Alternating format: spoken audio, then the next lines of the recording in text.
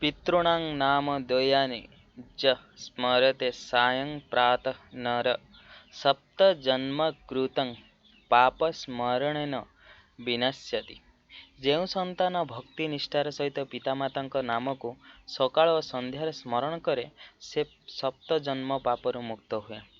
ନମସ୍କାର ବନ୍ଧୁଗଣ, ମୁଁ ଅମରେନ୍ଦ୍ର ପୁଣି ଏକ ନୂଆ ଅଧ୍ୟାୟ ସହ ଆପଣମାନଙ୍କୁ ମୋ ଚ୍ୟାନେଲକୁ ସ୍ୱାଗତ ଜଣାଉଛି।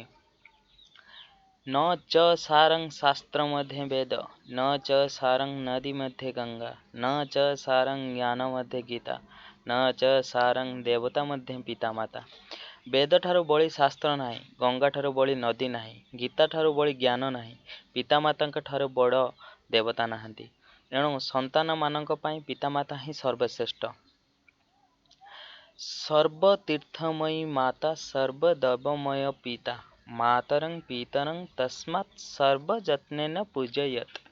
मातरं पितरं चैव जस्तु कुर्यां प्रदक्षिणं प्रदक्षिणीकृता तेन सप्तदीपा वसुन्धरा जानुनी च कौर जस्य पितरो प्रणमत शिर न पडन्ति पृथिव्यां च सौख्यं लभते दिवम्। माता सर्वतीर्थमयी, पिता सर्वदेव स्वरूप। एई कथा भाबी प्रति संतान पितामाता को पूजा करने उचित। जो संतान भक्तिर सहित पितामाता को प्रदक्षिण करे से सातदीपर युक्त समग्र पृथ्वी को परिक्रमा करिबार सफल पाए।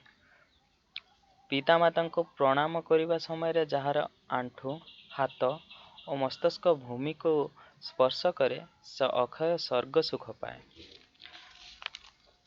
बंधुगण, ये थिला आजिकार विषय वस्तु।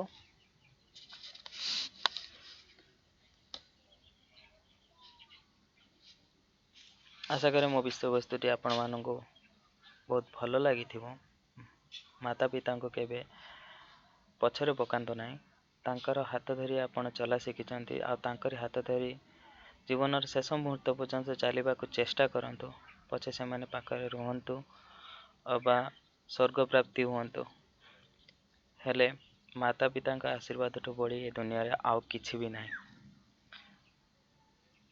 जेकोसी संतान तार माता पिता को स्मरण करी जेकोसी कार्य करे से सेथिरे सफल हेबो ही हेबो।